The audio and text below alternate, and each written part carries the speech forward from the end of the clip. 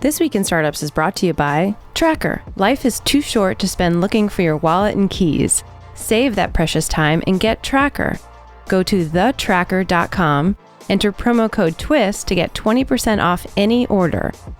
And Capterra. Find the software that will help you do what you do better. Join the millions of people who use Capterra every month. To start your search today, visit capterra.com/twist.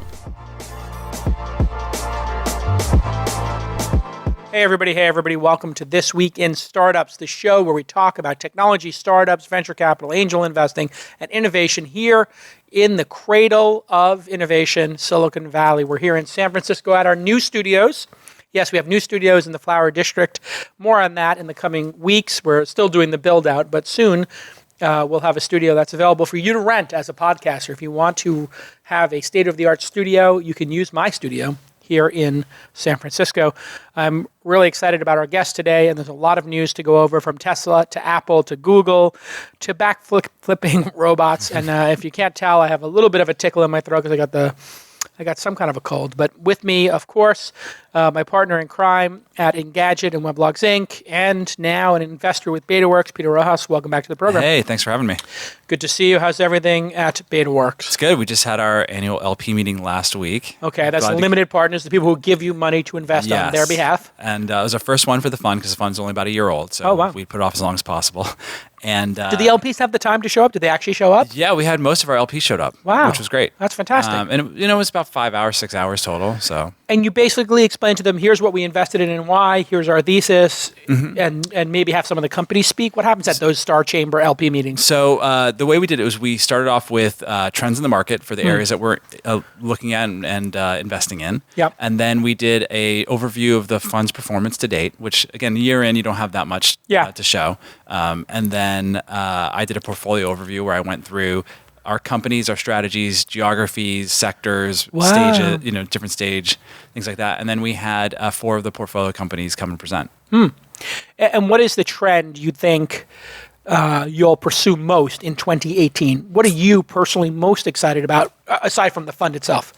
So the top area we're projecting for 2018 is augmented reality and computer vision. Augmented reality and computer vision. Yeah, and we're doing our next. Every year we pick we do an accelerator around a specific theme. So this year we did voice computing and voice interfaces, like Alexa stuff. Siri, Siri, and then starting in January we're doing our next camp, which we call them. So this year was voice camp. Next year will be vision camp, and we'll do that around computer vision and augmented reality startups. Plus, we'll make probably a bunch of investments outside of that in just regular seed stage companies. Fantastic. Yeah. Well, congratulations Thanks. there. And Iain Thomson is with us from the Register. Everybody knows the Register is the snarky but sincere, the informed, yet sharp-elbowed at times. Have to be, certainly. Candid tech pub from the UK, theregister.com or theregister.co.uk. Did I get that accurate? Is it an accurate description? Yeah, pretty much. I mean, we're the last of the independents, and we're not welcome at that many parties, but we don't really care about that as long as we get the news out. Do the PR people actually even try to engage with you, or are they just like, that's a lost cause? Some do. An increasing number. Well, there are holdouts like Apple, obviously. I mean, we haven't been to an event of theirs in 10 years, but Amazon is still being fairly awkward, but that's common across the entire industry. Microsoft, on the other hand, even though we write an awful lot of bad stuff about them, still perfectly happy to do business. Interesting. Yeah, I think there's a maturation of companies and how they're dealing with the press. All right, it was an absolutely stunning week for Tesla. I was supposed to go to this is the first Tesla unveil that I didn't go to. Sure you were there. Oh, I had VIP tickets, and I got sick, and I was literally hacking and coughing and on antibiotics. I couldn't go. But I watched the live stream, and of course, Elon launched the Semi truck, which was the reason for the event. And the Semi had some pretty outstanding, and of course, Elon's getting better and better at the drama at these things. He drove the Semi truck in himself, which was pretty great. And he's super comfortable on stage. He's starting to see this like Steve Jobs, although it's his own style of keynote, but it's pretty dramatic. And 500 miles on a single charge for this semi-autonomous truck, which of course will be autonomous at some point, and it uses the same monitors as the Model 3, and I have one of the early Model 3s, and I've been driving it for a couple of months now. So when I saw it, I was like, oh my God, the truck drivers are getting the same displays, but they have two of them, and then the seat is in the center. And what's interesting about the seat being in the center is when I met Elon, he had a McLaren. And we went to dinner one night with our wives, his ex-wife, and we were driving, and he shows up in this thing.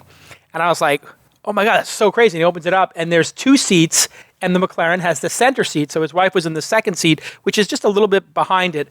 So obviously he has an affinity for the center seat. But the complaint about the Model X sometimes is that the windshield is too big. But in a car like a Semi, you want to have a huge windshield. You want to have great visibility. And the acceleration is ridiculous. It can do a quarter mile in 8.9 seconds. I'm sorry, no, that's the other surprise. But I don't know the exact 0 to 60 time, but it was pretty extraordinary. 400 miles on a 30-minute charge. So he's going to build a supercharger.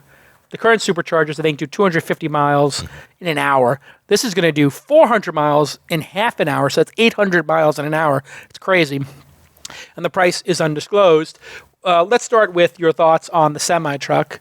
What do you think of Tesla going into the semi-space? It's an interesting space for them, but actually mechanically it makes a certain amount of sense, because if you look at the standard types of trucks that you're driving at the moment, phenomenal number of gear changes to get it going and to get it down. An electric motor really helps with that because you've just got smooth torque all the way through. In terms of the longer term play, it all depends on how expensive they are, and whether the supercharging stations work.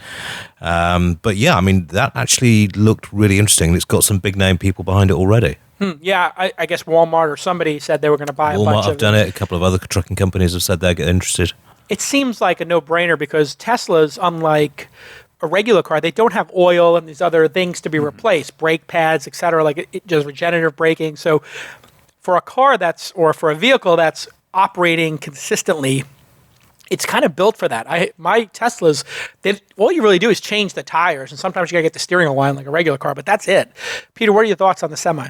So it seems like if they can partner with big companies like a Walmart, and that have defined routes, right? They may have a couple of big routes that they go from one distribution point to another, or from a port or something like that, and then make sure that they have the supercharging infrastructure along the way. Brilliant. That actually gives them a way to say, like an average independent trucker is not necessarily going to buy one of these because he's going to have, a reasonable fear that there's not going to be the charging infrastructure in place. Right. But if you go to the partner in the first place and say, great, let us know what your 1,200 mile route is, and we'll make sure that we have superchargers along the way. What's really interesting about your point, Peter, I never considered, if Walmart has a supercharger at it, then when they're parked to unload, they're charging while unloading. Yeah. And so the cost savings on this could be 20, 30%. I think Elon said it would be at least 20% cost savings. I think it would be more. So if it's 30% cost savings, there's no reason not to invest in it. And then that supercharger at the Walmart station could also, since they put that infrastructure in, charge regular Teslas. And if these things become self-driving, and I think, are Walmarts typically off the highway? Is that part of the... Are these typically placed? Not too far off the highway. Yeah, I would think they're close to the highway. Yeah. So that means that if they're going to be self-driving, one of the theses, or thesis has been that the way trucking will work is self-driving on the highway with the ability to take over. So literally, the driver could take a nap and get an alert to wake up to then take over when it's getting off of the exit ramp and drive the last mile, which means driver fatigue would be less of an issue. And this seems to me to be perfectly reasonable, and this should be coming first. Do you think these will be able to self-drive themselves in the next 5 years on major highways if the last couple of miles were self-driven? They can do it now. The Otto truck has already demonstrated that with they do need a human to get through human traffic situations, but on a freeway, then it's really very dull and very simple driving. And if you can get particularly with something like a Walmart, if you can get these in slipstream formation, the fuel savings are even higher. So when they daisy chain, when they become like a train. when they actually daisy train up.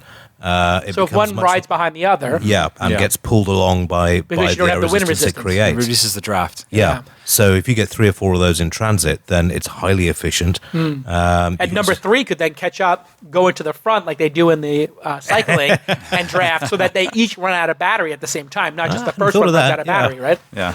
That'd be quite something to see on the highway. But So I want to know, when is the Smokey and the Bandit remake with all autonomous vehicles? Yeah. Well, actually, there was just some movie that I saw where one of the premises was that there were self-driving trucks that were just the containers zipping around the highway. I can't remember what movie I saw. It was terrible. But Stephen King. Yeah, I was going to say the Stephen King movie about the trucks that become self-aware and. No, I didn't know he had a book on that. No. Oh, yeah. It's a short movie. Story. Yeah. Anyway, they turned it into a movie. In this one, they literally had trucks on the road that were just 4 wheels and the containers, and they were operating around them. All right, now the big reveal, which I did not know about. I knew Tesla was getting close on the Roadster. I'd heard buzz about that. But the Roadster 2.0 was announced. I don't know if they're just going to call it Roadster, but I have one of the original Roadsters. And this is the Roadster 2.0, which looks gorgeous. And the specs are simply phenomenal. Although this car will not be ready until 2020, and that's 2 years from now. And of course, that's the original Roadster there on the top if you're watching the video. This can go 0 to 60 in 1.9 seconds and has a top speed of 250 miles per hour, 0 to 100 in 4.2 seconds. And it has a 200 kilowatt battery that goes 620 miles. 3 of the motors, so some Teslas have 1 motor, the ludicrous versions have 2. This one's going to have 3 motors, all-wheel drive and torque steering. Starts at $200,000, sets to go on project 2020. What are your thoughts on this insane Roadster, Peter? I mean, it's a great Halo product for them, right? And I think that...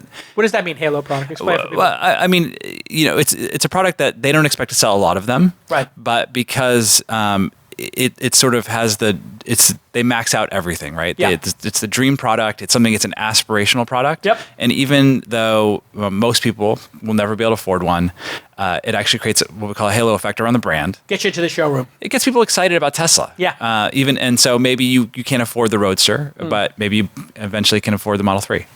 All right. So the critique has been. You have any thoughts on it, Ian? The Roadster stuff? It's exactly that. It's the same thing that McLaren are doing and Bugatti are doing, that sort of thing. You create an insanely beautiful supercar with incredibly high stats. You make sure they're pretty much all pre-sold for the first couple of years, and it drives an enormous amount of interest. And I just looked at it and was like, want that now. But, yeah. I take it you got your deposit in already, right? I'm getting one, yeah. I don't want to be obnoxious, but yes, I'm getting my 5th Tesla. It's kind of ridiculous at this point. Like literally, I have all 4 Teslas at the house, and we don't drive that much. So literally, like, I have to get rid of the Model S because it's a serial number 1. So I'm stopping driving that. That's going to be retired. I have the X, I have the 3, and I have the Roadster. The Roadster, I put the new battery in. I never drive it, except maybe once or twice a month when I want to. I take my daughter for ice cream, and we'll go, just to have fun with it. But the Model 3, to me, is the big winner. What are your thoughts on the Model 3 production hell issues and Elon going out, Peter, and announcing these new products? I think there's been a little bit of critique of, hey, why are you announcing new products if the Model 3 is not hit full production yet? Is that a valid criticism? Or is there a unique amount of hate reserved by the Tesla skeptics for anything Elon does? Because it does seem like there's this vocal, small contingent of people who are shorting the stock and hate the fact that Elon's a celebrity and that it's a stock that's, let's just say, fully valued. I mean, it is a very highly valued stock. We all know that. And Elon has said that publicly. What are your thoughts on that? I mean, I think that people, it can rub people the wrong way. And I can understand that, right? Which is there's a sort of, they building up, playing into the hype and really pumping things up and announcing the Model 3 really early to drive pre-sales, which did require a deposit. I mean, it's refundable. You can cancel. And it was only $500, wasn't it? But still, I mean... that rubs some people the wrong way. It just rubs some people the wrong way because, nobody likes the sort of the hucksterism of this stuff. Yeah. And I think it can bother you if you are anti-Tesla and think it's all hype, but can actually also bother you if you are really pro-Tesla and pro-electric vehicles because you don't want them to fall short. Right. And you don't want stuff like this to happen. And so... personally, I'd rather that people underpromise and overdeliver than have the opposite, because I think that Tesla's proven it's a real business. They know how to build the stuff. Yeah, they're shipping a lot of cars. And they know how to ship stuff. Yeah. But there's no reason for them to fall short, to set expectations that they can't meet. And Apple has done this in their history a couple of times where they promised. We're going to talk about the HomePod, right? The HomePod, right, show. And sometimes you get ahead of your skis. Yeah, it does happen. And Apple gets criticized for it too. Nobody seems to remember, though. If the product is great and it comes out within a year or so, you're okay, I think. And we sometimes even forget the products that get announced and then never ship at all, which does happen from time to time. Yes. That does happen, too. It's just, there is that fear, though, that, yes, the thing has been overpromised. And when you saw the original deposit stats for the Model 3, that got me kind of worried, because ramping up car production is... he's very good at it. We've seen that with SpaceX and ramping up production facilities. Yeah. But can it be done, and can it be done in the way that it was promised? Here's my view on it. Having owned one of the early of the four I own either number 1 or one of the number 1, number 16, and a pre-launch car. The only one I waited on was the Model X, because I had no garage space at the time when I was living in San Francisco. But the problem, I would say almost universally, he's been late by 6 months or a year on some of these products. But they've always exceeded expectations, so I've never really cared. In terms of the deliverable. What you actually got exceeded your expectations wildly. Yeah. So my theory on it is I actually think Elon thinks he can hit some of these things, and then he adds so much awesomeness to the car, unnecessary in some people's minds, but still awesome nonetheless. And he's such a perfectionist that, the dates slip sometimes, but who cares? I actually look at it and say, like AirPods, which I think is the best product Apple's come out with. The iPhone 10 is pretty great too, but the AirPods were the best product they came out with since the iPhone in my mind. And those were really late, but they're so awesome and they work so flawlessly. Okay, when we get back from this quick commercial break, we're going to talk about Apple's own delay, the HomePod. What's going on here? They were supposed to kill Sonos, and now they can't get this thing out, and people are talking about an Apple AR headset in 2019, and Peter Rojas at Betaworks is saying he's making 2018 the year of AR and computer vision. I see some kind of synchronicity here when we get back on This Week in Startups. Yes, let me tell you about an amazing product I've been using. It's called TrackR, TrackR. Life should be about the journey of discovery, big, meaningful stuff. Your startup, your mission, your team, not trying to find your keys or your phone or your wallet or your backpack. It's time for TrackR. You'll never need to worry about losing anything. 8 years ago, TrackR changed everything when it released its first tracking device, and now they've done it again with the all-new TrackR Pixel. I have the TrackR Pixel, and it is delightful. I set it up in seconds, and when I say seconds, I mean literally 15 seconds. It was set up, and it works amazingly. You use your smartphone and this little 90 decibel alert that will help you find your keys. I put it on every Tesla key because a member of my family, I don't want to say which one, my wife, keeps losing the Tesla keys. These keys cost like $200, and the Mercedes keys cost like $400. I mean, it's ridiculous. These fobs are killing me. And we put a TrackR Pixel on every one. Small investment, big payoff. Every time I lose the keys, I take out my TrackR app, I press the button, and lo and behold, in somebody's jacket, somebody's purse, somebody's backpack, or even the kids sometimes take them and leave them under the couch, we find those fobs and we don't have any more drama. If you lose your phone, guess what? Press the button on your TrackR Pixel and it will reverse ping your phone even if it's on silent. You can locate your items even if they're miles away because TrackR uses the largest crowd network in the world. That's right. All the people using TrackR will help you find your lost stuff out in the real world, not just within Bluetooth distance. Okay. TrackR's 30-day money-back guarantee means you have nothing left to lose. It makes a great gift during this holiday season. You can save 20% off your order when you go to thetrackr.com/twist. Leave out the E in TrackR. Thetrackr.com/twist. That's TheTrackr.com/twist. Go ahead and go to thetrackr.com/twist, no E in TrackR, and you will get 20% off. Thetrackr.com/twist, thetrackr.com/twist. Amazing. And remember, it's not a good idea to get into a blowout fight over where these keys are. These keys can ruin relationships. These lost keys and lost phones. It's too much drama when you're trying to get to the movies and you can't find your keys, or you got to pick up the kids and nobody can find the keys. Now we just know where the keys are thanks to the TrackR Pixel. Okay, let's get back to this amazing episode. Hey, everybody, welcome back to This Week in Startups. I'm your host, Jason Calacanis, sitting here with the Peter Rojas. You can follow him on Twitter, Peter Rojas, Rojas.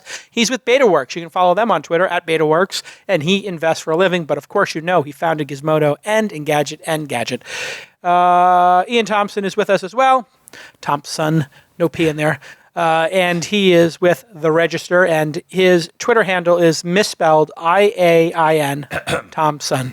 He spells it, but we've been over this many times. It's spelled like a Scotsman. A Scotsman, they spell Ian incorrectly. They spell it Iain. I'm sorry, I'm being lectured by someone from the nation that spells aluminium incorrectly. So, I'm sorry, what did you say? Aluminum? Say that again. I love the way you guys say that. Aluminium. Aluminium. It sounds like a superhero.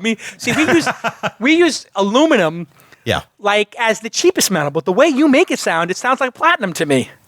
Aluminium. So you have to remember when aluminum, I'm not just trying to pronounce it the proper way. Aluminum. When it was actually discovered, it was so rare that it was more expensive than a lot of other. I'm not sure it was more expensive than gold. Was it? Okay. Until they worked out how to actually extract it. In my country, I hasten to add, how to extract it properly and cheaply. It was incredibly expensive. Yeah. I'm going to have to schedule some time to think about that. See what I did there? Schedule? Say that for me one time, Ian. Say schedule. Schedule. Oh, God.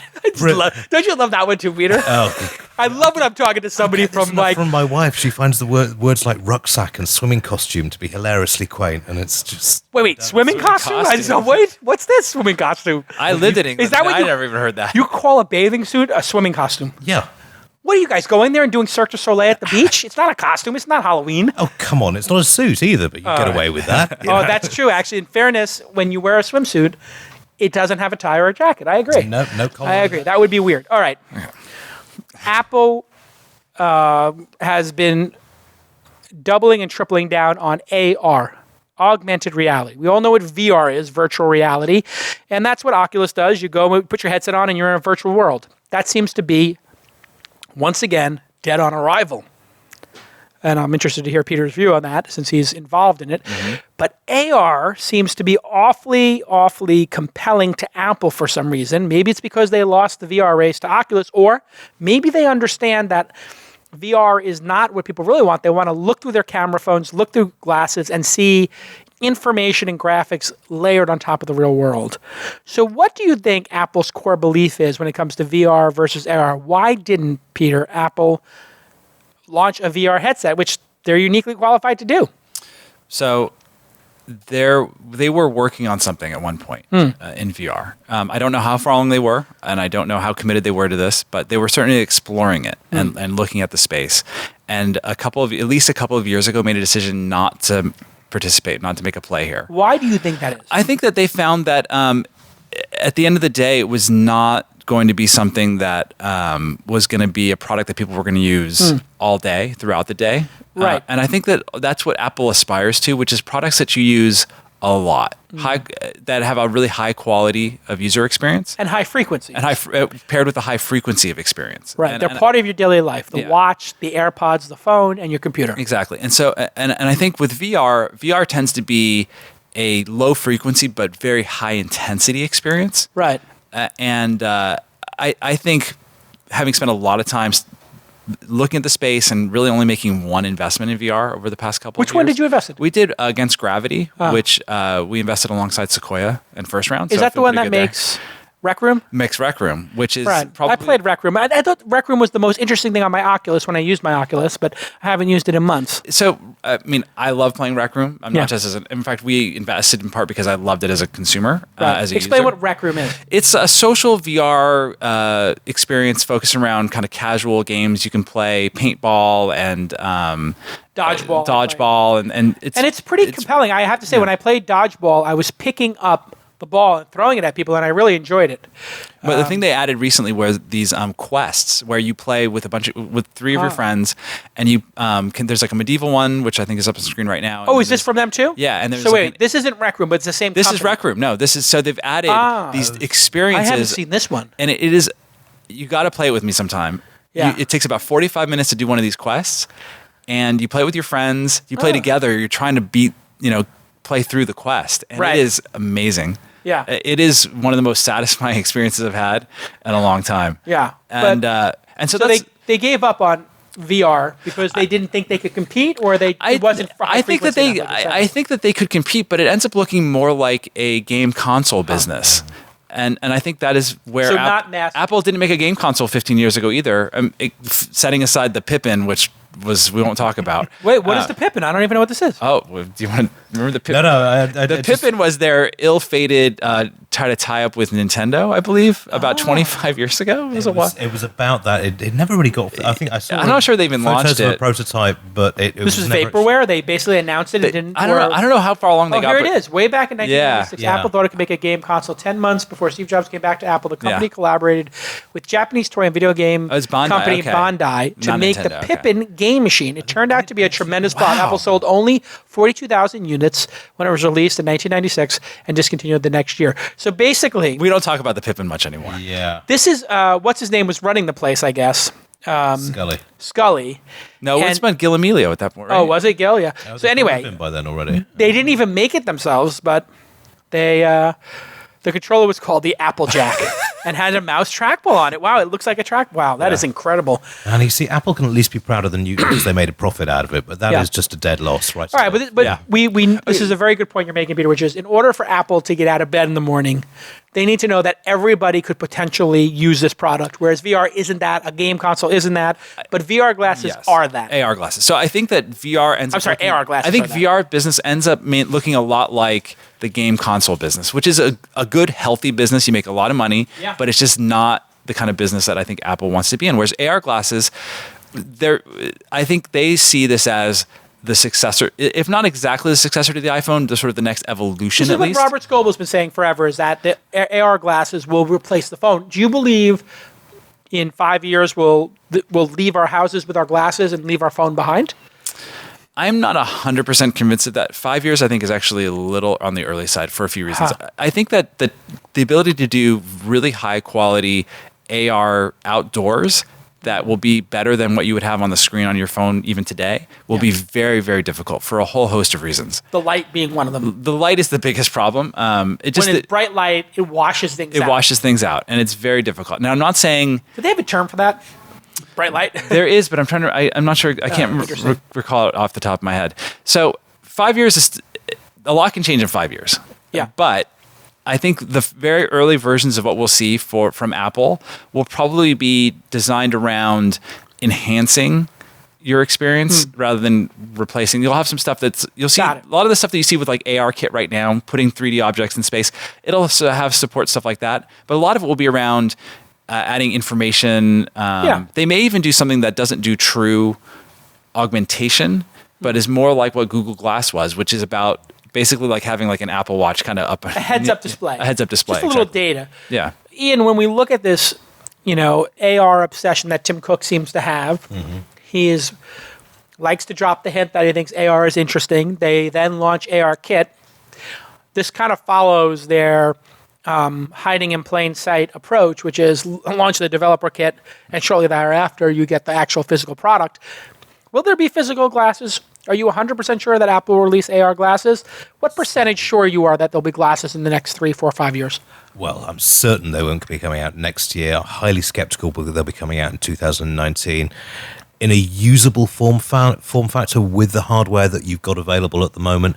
2020 would even be pushing it because you've got so many problems that these things. You've got, as you say, the light problem, but you've got to have a decent battery life. You can't be having to recharge this thing every hour and a half. You've got to have a usable bandwidth capacity because at the moment cellular networks around the world, but particularly in Silicon Valley, even in Silicon Valley, cellular networks are terrible here. Yeah. And you're going to have to be transferring large amounts of data to this thing at a cost which people can do. So if they're going to have a market-winning product, then I'd say 5 years at the minimum. I think they're gonna have something by 2019. By the end of 2019, I think there is a way to get around the battery problem, which the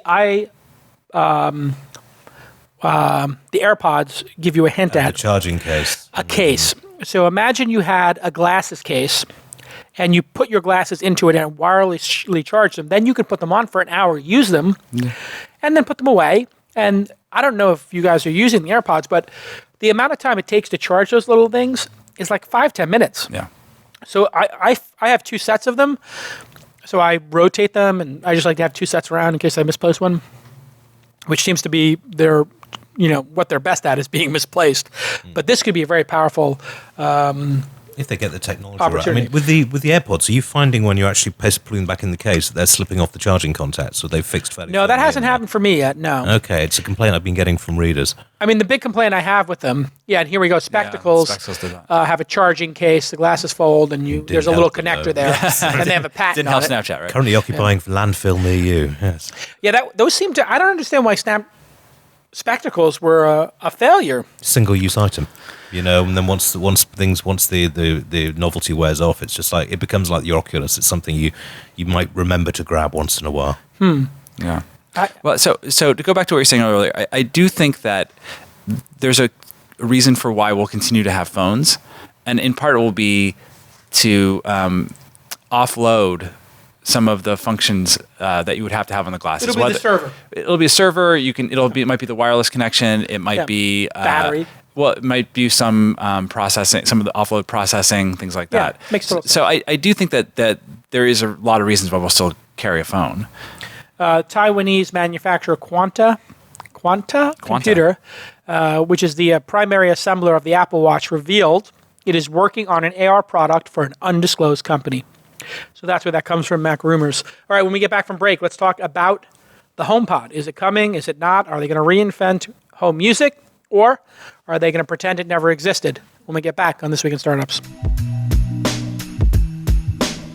It's that time of year again when the days are shorter, so don't waste precious daylight sifting through the sea of search results looking for the right business software for you. No.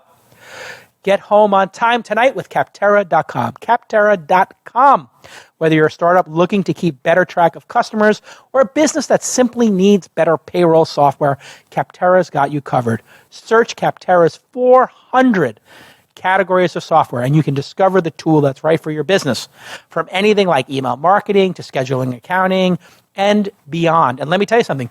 As you grow, you might want to try different services. Different services are constantly coming out. And you know what? One of the big things is I find that new services come out that have more features and at better prices.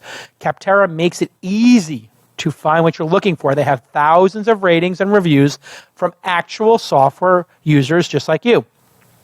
Best of all, Capterra is absolutely free.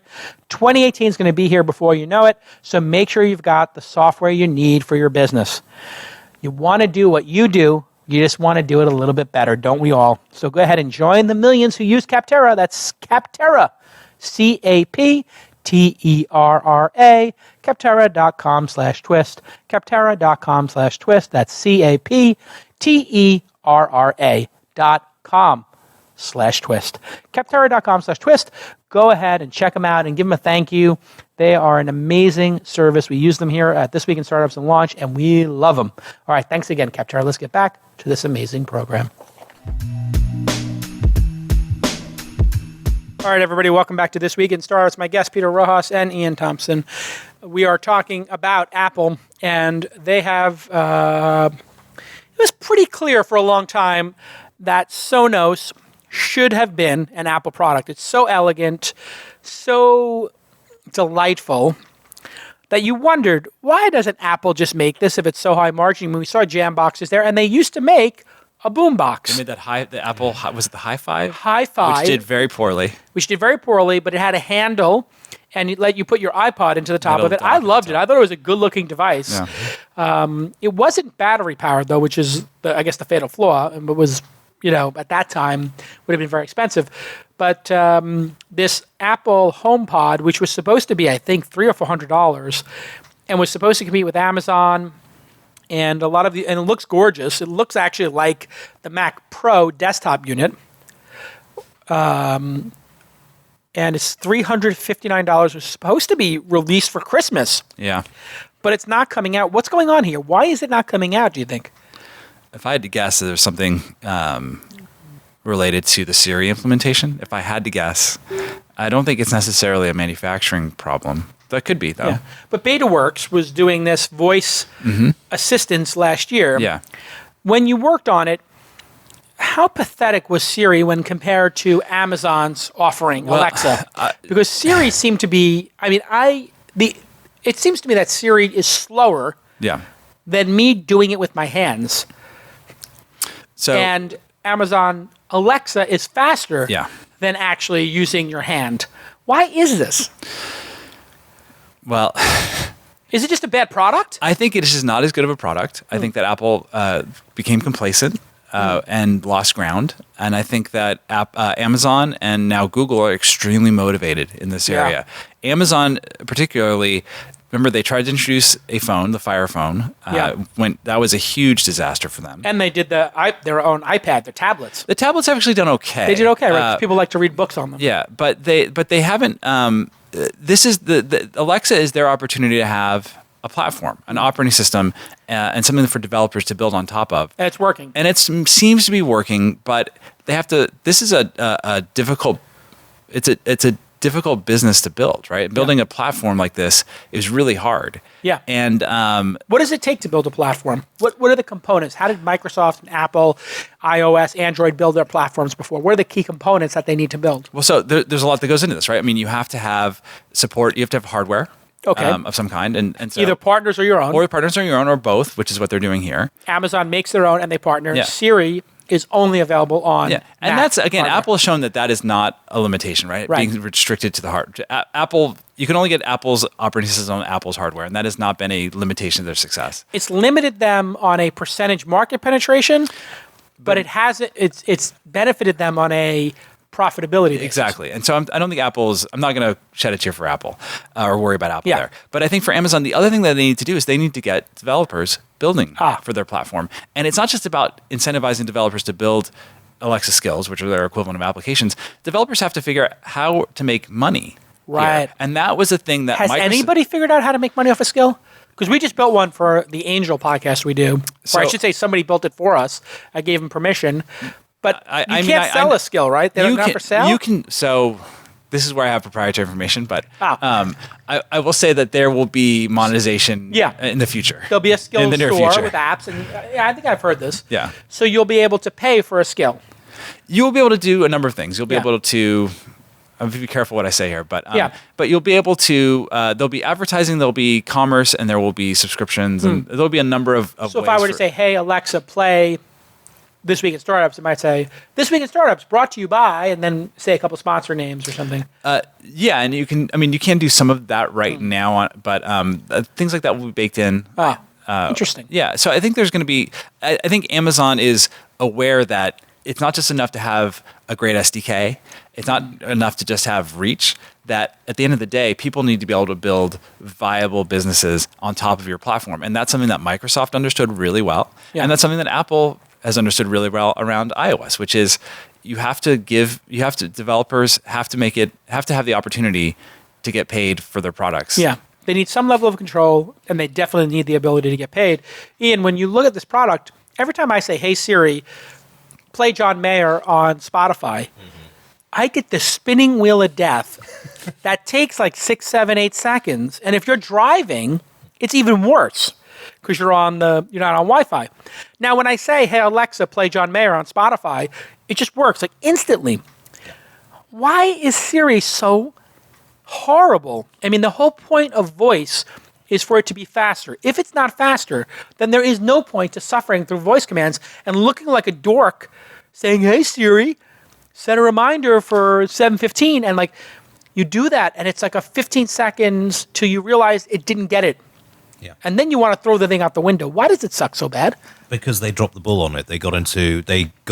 Siri was fantastic when it first came out. It was one of those sort of things that really typified why the iPhone was such a desirable object to have. But since then, as you say, they got lazy, they coasted, they didn't build the proper back-end architecture to carry on improving it. This is where Google has really eaten their lunch for them, and Amazon to an extent as well.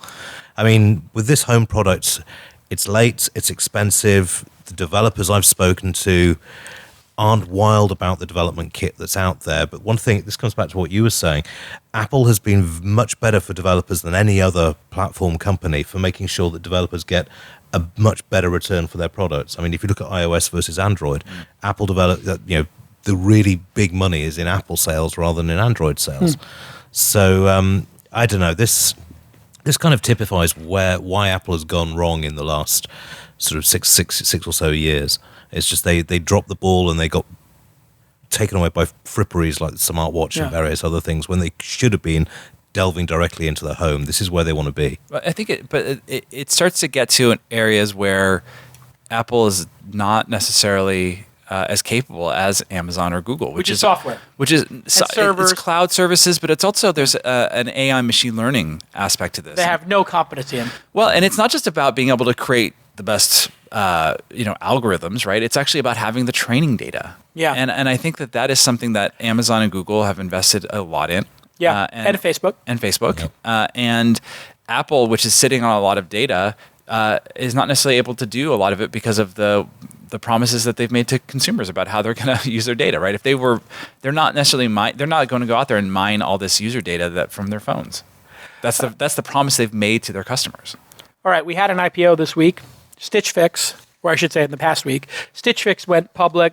They had almost $1 billion in revenue in 2017. They allow you to do personal styling by mail. Have you guys ever used it, or do you know anybody who uses it? That's the thing that I who's using this thing? I don't know anyone that uses it. They send and clothing that doesn't to your mean door. anything. That doesn't mean anything, right? But they have, I think, 4,000 employees. They have a huge data science team. And they've been profitable for all this time. So the reason people don't recognize them as a unicorn is that they're trading above what their IPO price is, which is great. But they are been profitable. Bill Gurley, I think, was the person who did the investment from Benchmark that helped them get there. But I think it's the first female founder who took a company public this year. Yeah. Amazing. And they're on the smaller side with only $1 billion in revenue. So do you think this will be the start of the liquidity process, Peter? Because now you're in the venture space. Yeah. There is a big, and I've talked to a number of LPs in the world about this. There's a lot of indigestion in the system because you have these giant companies like Uber and Airbnb and others that have not gone public. Yeah. Dropbox comes to mind as well. And there's a liquidity crisis with these LPs. Yeah. I mean, LPs they're frustrated. Yeah. A lot of them. They are, some of them are being I would say, patient, reasonably patient around these. But there is pressure for liquidity events. Yeah. And I think that, my fund is very young, so we're not, we have no potential IPO candidates right now, but, hopefully we will someday. Yeah. But but it's something that I'm mindful of is, what does that path look like? And, I think one of the concerns is you see what happened with Snap, right? Which is, I think, underwater right now. It might be, but it's still worth 15, 16 billion. Sure. But when is the lockup? That's the question. When the lockup comes up, it's got to be soon, right? I think it's very soon. Well, that would be the time to either buy or to get the heck out of the way. Because if you're holding Snap shares right now and you see flat or declining revenue, I think it's been flat, the revenue, or maybe it's slightly declined, and flat growth of users and Instagram just crushing them, like, who wants to own that stock?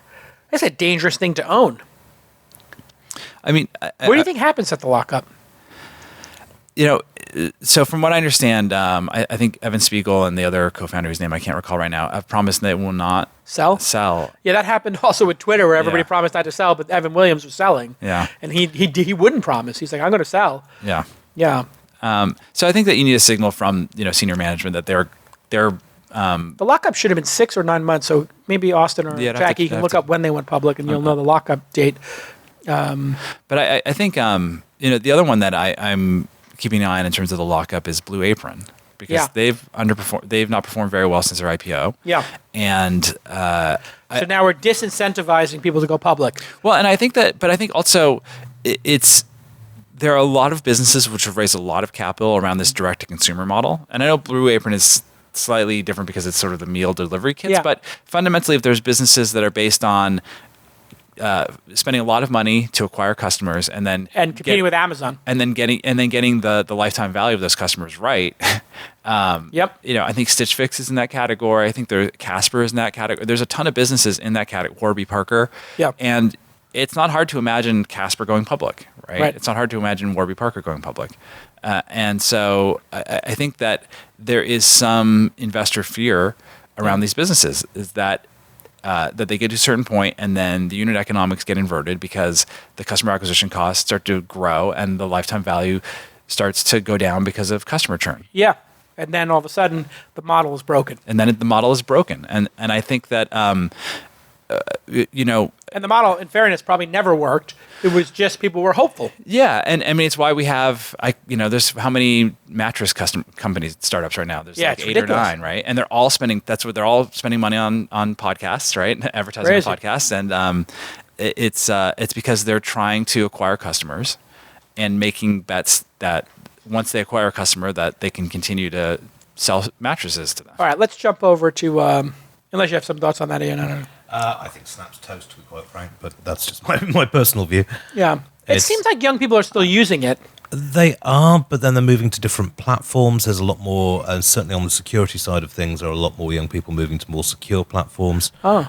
And like what? Signal, Telegram? Signal is seeing huge growth at the moment. Telegram less so, but it's just their model is Instagram can do pretty much the same thing and can carry on trumping them for new features. I think they're toast.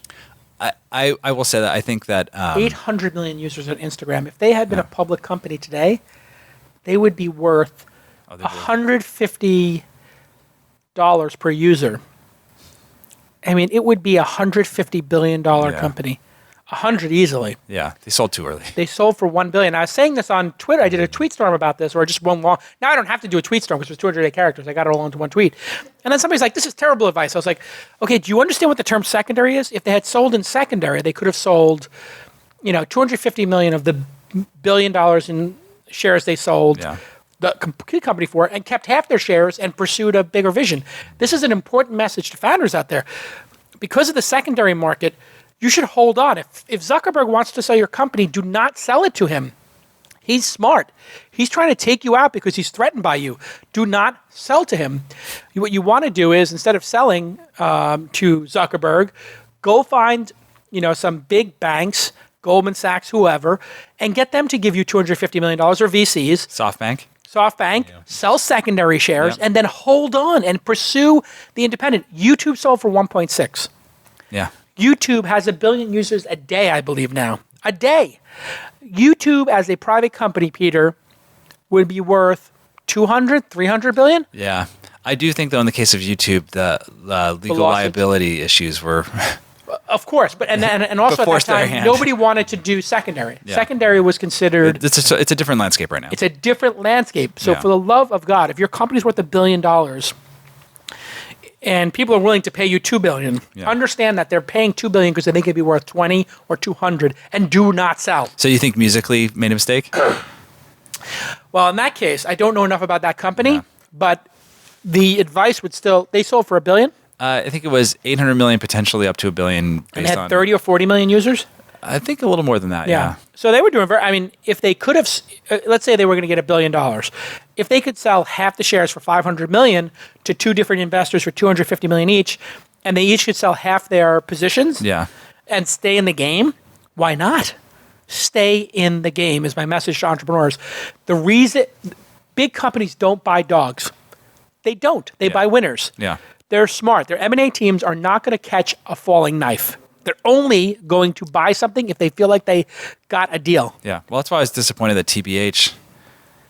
Yeah. That was a relatively small deal. What did they sell for, 40? 40, 45. TBH, what are you thinking? You figured something out. I think those guys have been at it for like 6 years. That's what it was. It was a messed up cap table. Yeah. See, here's my idea. Maybe you and I can work on this, Peter, because you hate Facebook. Well, hate is a strong word. You don't use it. Nope. And you don't believe other people should participate. I think. Okay, so there we go. Here's what I will say. Okay. I will say that I quit. I quit 10 remember, years ago. we have spoken a lot in private. Yeah. I quit 7.5 years ago. And you feel better about yourself. I have never once regretted it. Right. And I think also I was going to say a swear word, but the mess that we encountered this past year ago with shit the election, show. I think just bears out a lot of things that I think. We're at a point where I think Facebook isn't just something that people waste their time on. It actually put our democracy in peril, and that to me is a really bad problem. If you want a warning sign, Armageddon's one of them. Yeah. Just potential Armageddon, thermonuclear war. It's kind of like that's the kind of warning sign. And it's true. I mean, do you think Facebook is good for people, Iain? Do you think it actually, if a person uses Facebook, their life becomes enriched as the average case? Or do you think it is a waste of people's time on average and makes them feel less about themselves? I think the scientific evidence is out there that prolonged use of Facebook and other social media types is actually detrimental to mental health. It is. Because you're just looking at other people telling you how great their life is, and that can, if you're in a depressive state of mind, can make things a lot worse. I wish I'd been able to quit Facebook when I did, but I moved out here. It's the only way I'd actually stay in contact with most of the bulk of my British friends on a daily basis, but it has become increasingly dangerous and increasingly unpleasant experience. I'm going to launch a hackathon in the new year. I've been talking about it a little bit. I'm going to call it Open Book Hackathon. And here it's going to be explicitly a $250,000 prize, not $250 million, $250,000 prize that will be invested into the winning team or teams, I don't know, maybe we'll split it, of who can come up with an idea to create a user-first Facebook replacement that's sustainable. Because if Facebook is printing all this money through the ad system, there must be the ability to, and because costs have come down so much, there must be an ability, Peter, for Facebook through a cryptocurrency, perhaps in a token, or through a sponsor, a partial payment model where some number of people pay for the service like they did for app.net. Wouldn't this be viable? Isn't it viable that there could be one, or am I crazy to think that somebody could create a Facebook replacement? Because Instagram was a Facebook replacement. Snap was a Facebook replacement for a lot of people. Yeah. Is it possible to displace Facebook? I think it's possible, but I think it would be very, very difficult. And I think it's not just a matter of building something. You have to actually give people a reason to switch. Right. And that can be very, very challenging. I mean, I think... we've seen a number of attempts at this over the years. Yeah. The thing that I've been most fascinated by, which is not seeming to catch on, is Mastodon, which is this sort of... Explain what that is. It's like a distributed, federated version. It's more like Twitter than Facebook. But it's the idea But there's no central server. There's no central server. If you want to, it actually turns your sort of your Twitter-like account, you can host. It's almost like email. So let's say like I wanted to set up a server. I would set up Rojas Mastodon.cloud or something like that. And so I could host my own instance, my own little version of Mastodon. And then what it is each one federates with the others, so you can see what people update on other Mastodons. So it's a terrible name. Yeah, it is a terrible name. Horrible. But one Mastodon could have all of the like crazy anonymous trolling accounts. Another one could have just verified accounts. Yeah, and so you could say something like, I'm not going to link to... I'm not, like, as the owner of this this instance, I'm not going to federate with instances that allow neo-Nazi hate speech. Yeah. For example, I saw there's one of the guy, the Jester, who's one of these like very kind of popular anti-Trump guys. He created one, and he said, you know what? We're not going to allow users with IP addresses from Russia. Genius. From all these countries where we're seeing trolls. So amazing. And then they're banning any kind of, pro-Trump sock puppetry kind of stuff. What do you think, Iain? Is it possible with the open book challenge, if I do this open book challenge, do you think it's possible or even probable that something could replace Facebook someday, or is it just too ingrained in the way Google has become so ingrained, or Amazon, that it feels like this time is different? They're not going to be displaced. Well, traditionally, every social network has gone through that peak phase, and then something better came along and it died away. So Friendster, MySpace, the rest of it. The problem is one of scale. Right. At this point, you've got these apply to Metcalfe's law. You need the scale in order to make them work. I don't know if you remember Ello a couple of years ago that just sort of peaked up and then has just faded away because it couldn't get the volume of users you get. Now, I like Mastodon a lot, but it's not user-friendly enough at this stage. That's true. It's difficult to explain to a mass market of non-techies. I just had trouble explaining it. So. And we're here on This Week in Startups, where what we do for a living is invest in the cutting-edge technologies. The way I think of it is, can I explain to my mother how to do this and not spend the next 2 weeks on tech support? For me, it's principally a problem of scale. In order for a social network to work, you have to have a huge number of people on it. I mean, this is one of the fundamental tensions of internet businesses, right? Which is centralization versus decentralization. Yeah. And as something becomes more, as something that is decentralized is almost by definition not very user friendly, right? If you the reason why Hotmail was so successful, if you go back 20 years ago, was that setting up your own email account could be really painful, and making it really easy with a web-based interface, and somebody else handled the server and all that stuff. People forget about friction, and the removing of friction being a growth driver. Yeah, massively. Yeah, which has been Facebook's success. They're like, hey, we started groups. Add anybody you want to a group without their permission, and you can do it. You don't need to ask somebody to join a group. You just add them. It's what I'm starting to think is Facebook's downfall, in that if you actually scroll through your page of content and look at how much content is stuff that that isn't promoted and that you'd actually want to read, it's a tiny amount of screen area. And I think that's what's killing that's the Achilles heel. Will Facebook be regulated? Do you think if we get through this whole Russian thing, do you think they're going to be allowed to buy an Instagram or WhatsApp ever again, an at-scale network?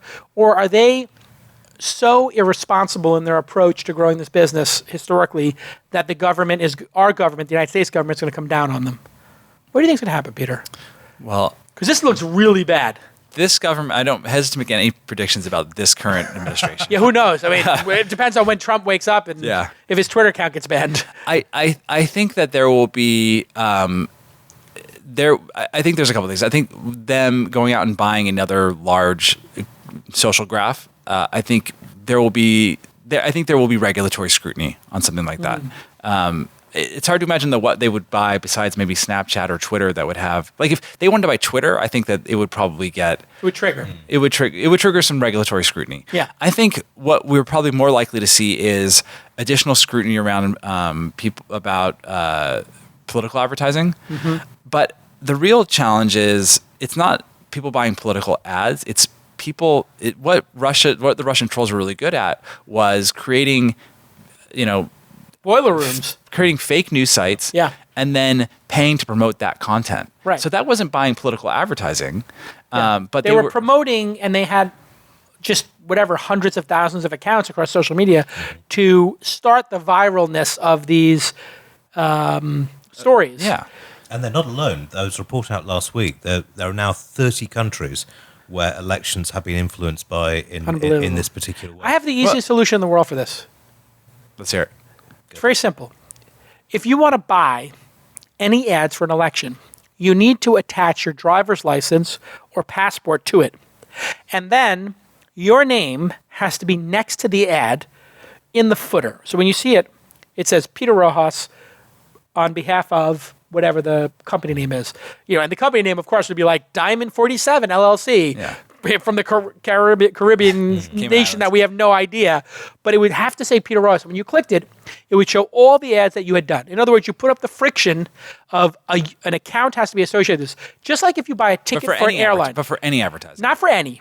Specifically for political. But what if... I'd say do it for every post. Because what if... that seems like a lot more friction than you need. But what if I create a fake news story about Hillary Clinton? Okay. And then I pay to promote that. Well, she's a politician, so therefore we get picked up. Okay, but it's not... Okay, let's say I just say it's about Black Lives Matter. Okay, fine. It was political cause. So if you take all the political causes, I'm going to do Marshawn Lynch. Okay. I'm going to promote content which I know will be inflammatory about him. I mean, so it gets. Yeah. Okay. It gets harder and harder. It gets harder and harder. Yeah.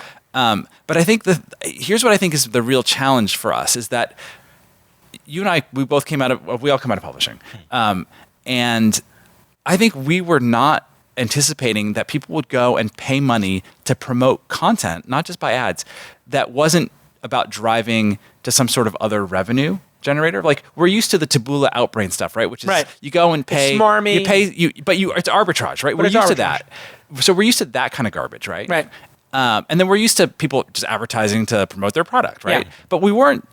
What I personally didn't anticipate was that somebody would spend millions of dollars to promote content that was designed to troll people, essentially. Just to make people uncomfortable. Yeah. The goal of it wasn't... Also just to game it up there, because to game the algorithms that were out there to get it in front of people's eyes in the first place. The Russian goal was not to get Trump elected. It was to cause mayhem. Well, I think, I believe it's like the Joker in Batman. Like, some people just want to see the world burn. Like, that's why he did it. I don't think that they expected Trump to win. No. I think that what they expected was that Hillary would win, but that she would be... it would be incredibly difficult for her to be effective and to govern because of all the division in American society to make their society, which is horrible, and to be better. fair, I mean, mission accomplished. Look, we have to give them at least credit for being very sophisticated in the way they approach this. Watch The Americans, the TV show. You watch The Americans, either of you? I haven't, but it's a great TV show. Like literally, just when you're working out, watch it. Over the holiday break, binge watch the first 2 seasons. It really gets good starting in season 2. I mean, the Russians' approach to protecting their society is so cutthroat that they are willing to use any method, and it's pretty dark in a way. All right, let's end on something uplifting, like a robot that will obviously murder us when it becomes sentient. Boston Dynamics. We deserve it. We deserve it. At this point, humanity deserves to be called. But we've been watching Boston Dynamics, which got bought by Google and has now been sold. Was it sold to SoftBank?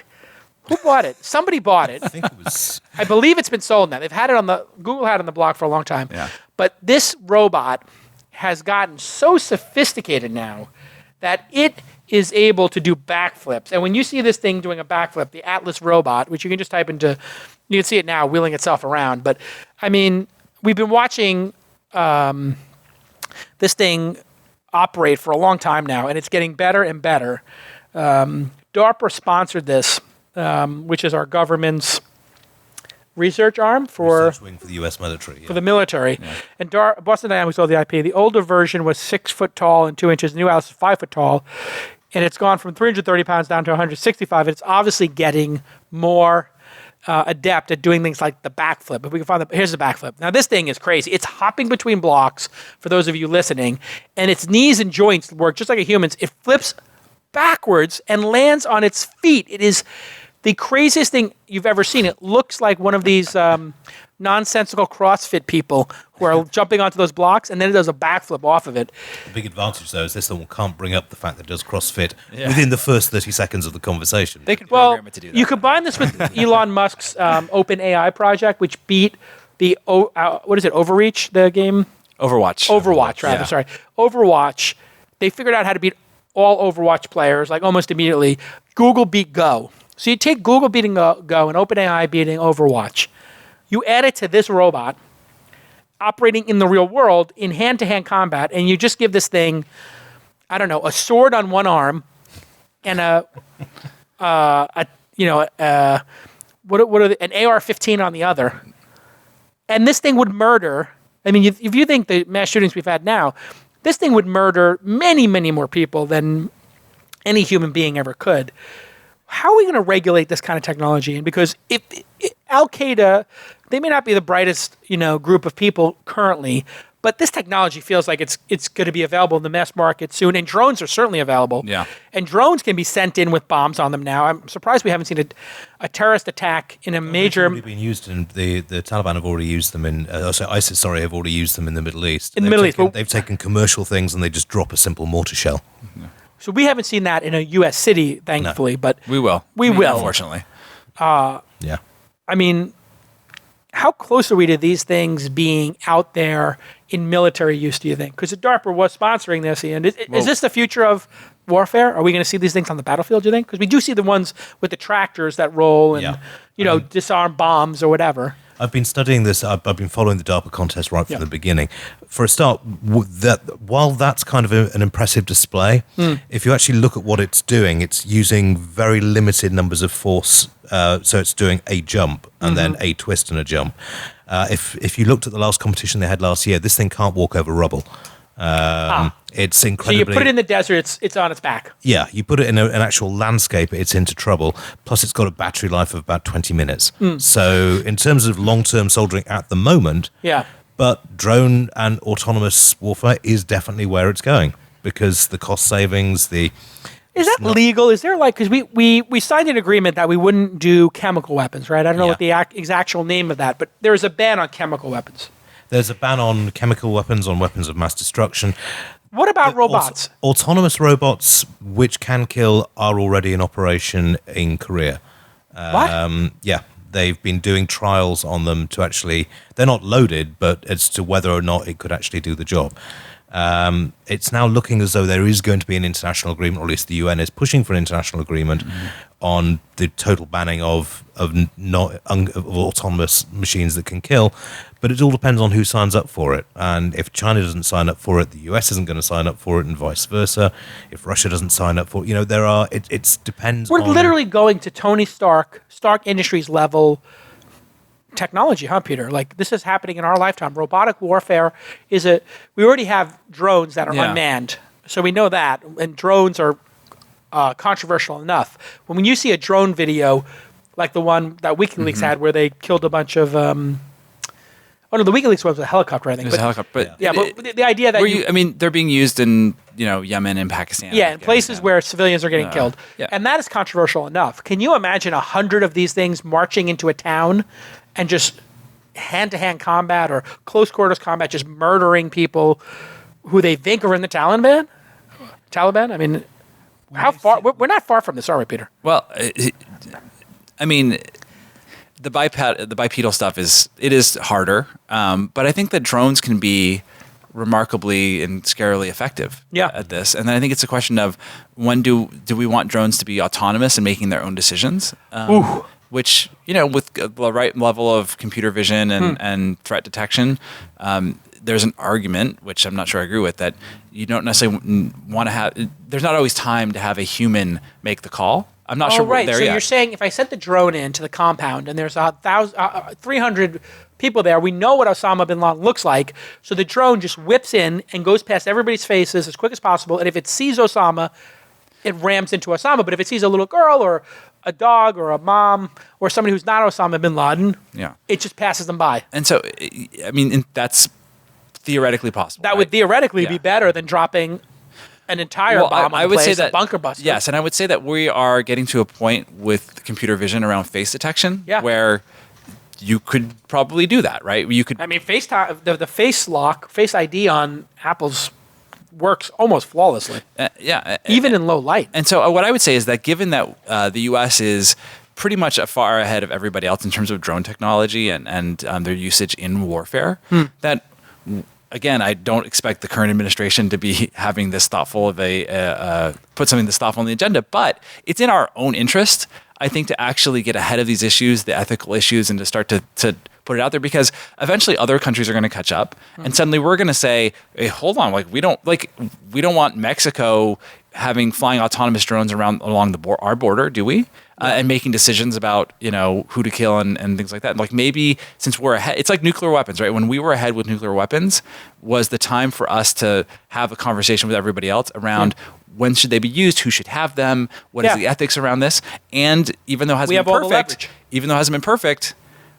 We haven't had a nuclear bomb drop since we dropped the last two. Yeah, exactly. And so I think that, since we have not really led by example here, that it, again, I don't expect the current administration to do this, but it would be nice and probably in our own interest to try to take a step back and say, let's have the conversation with everyone else, with China and with other major countries around what are the rules of engagement here? What do we think is allowable? What do we want? What would we not want to see used against us? Hey, Iain, I want to invest in a armed robotic police officer that is designed to use non-lethal force only to take out suspects in hostage situations or with what we would call emotionally...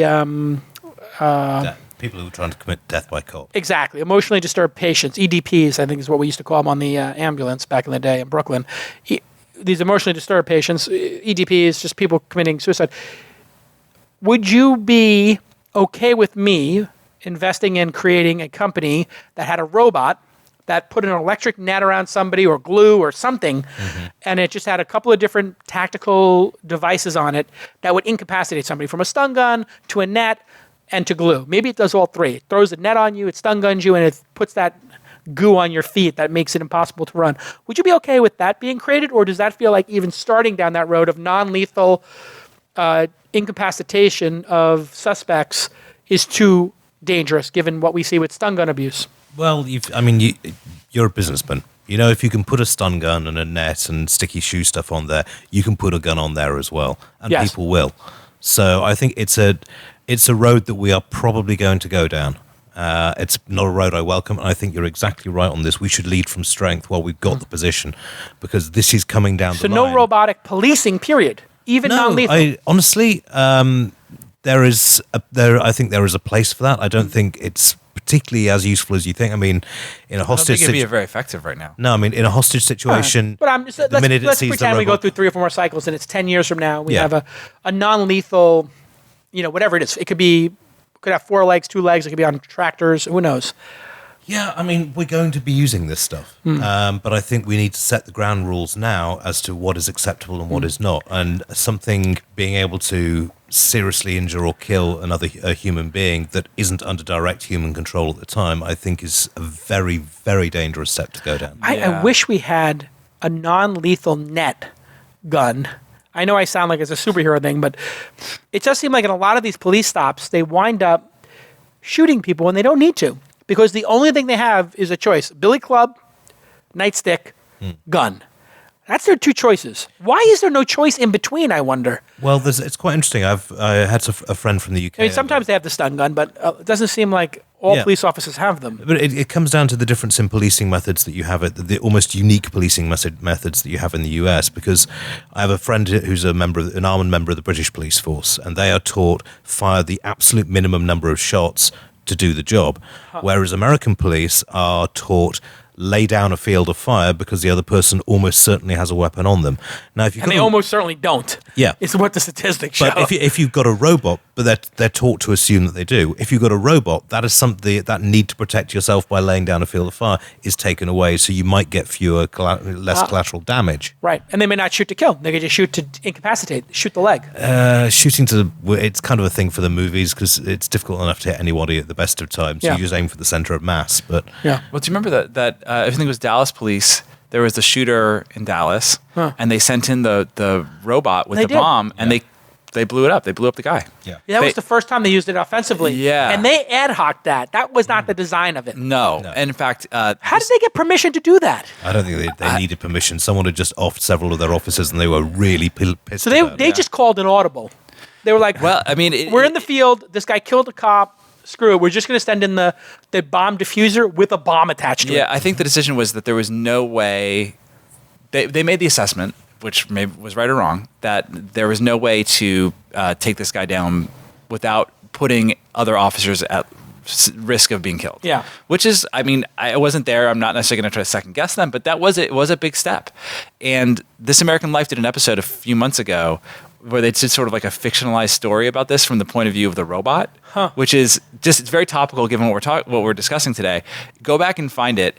It's hilarious, but also kind of really sad. Yeah. The robot's been asked to kill itself in a kamikaze attack. And it's sort of from the robot talking, like he's talking with this, the police officer who's a nerd who programs him. And are you sure you want me to do that, Peter? Yeah, you should find it. Peter, it's really, it's like trying to convince C-3PO to do it. It's basically, because it's like counter to the programming. I am not designed.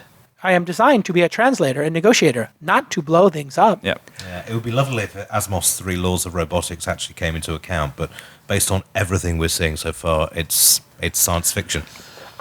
All right. This has been an amazing episode. I'm sorry that it's so depressing, but we live in depressing times. At least Elon is launching hot new product for us to drool over. And thanks to our partners for supporting the program. And, of course, thank you, Peter Rojas and Iain Thomson, for being here. We'll see you all next time. Bye-bye.